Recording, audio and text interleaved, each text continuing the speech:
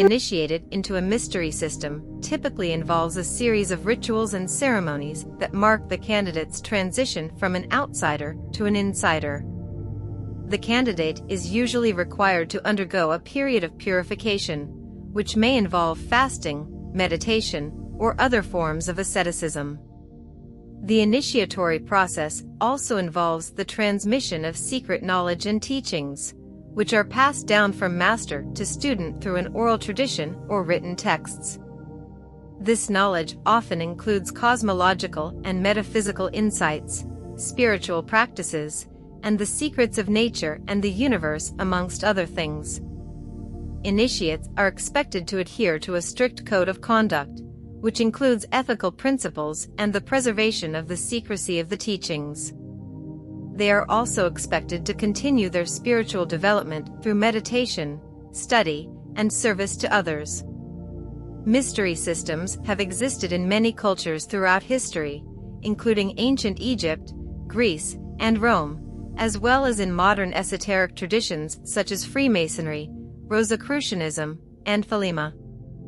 The specific practices and teachings of these systems vary widely, but they all share the common goal of spiritual transformation and enlightenment. With that being said, there's a more personal way of doing things.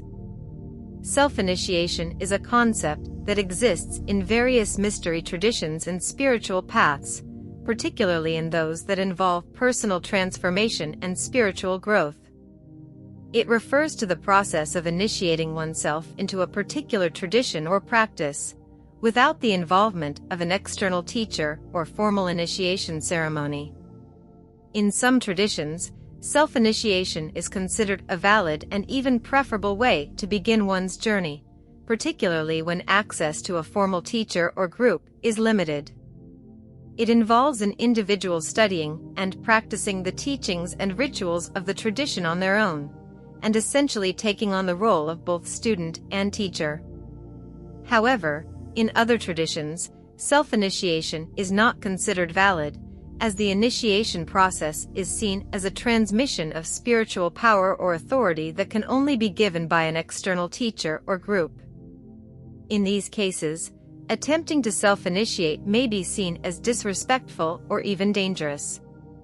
If you truly care about your spiritual journey, it's important to be mindful of the fact that some people may not consider your approach valid, and they may feel disrespected if you practice a specific path in a way that goes against their beliefs. In such situations, it's best to avoid being boastful or braggadocios or overly talkative about your practice. Just remember, the mystery is a mystery for you to find out, not them. When the Spirit leads you to a particular spiritual practice and you research and study it, experiment with rituals, and gain knowledge, insight, and results from all the time and effort you put in, there's no reason to stop.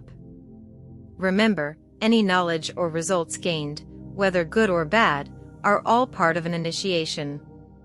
Ultimately, the road to enlightenment is an accumulation of one's experiences for oneself, not for a group. It's not about being a follower, but rather a leader for both your physical and spiritual self.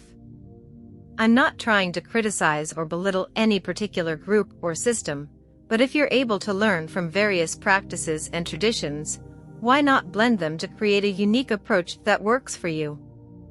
And really, that's how it should be. It's important to note that the concept of self-initiation can vary greatly between different traditions and individuals, and there may be different practices or rituals associated with it depending on the path one is following.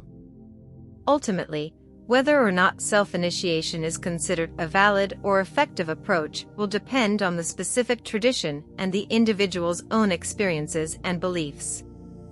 Until next time.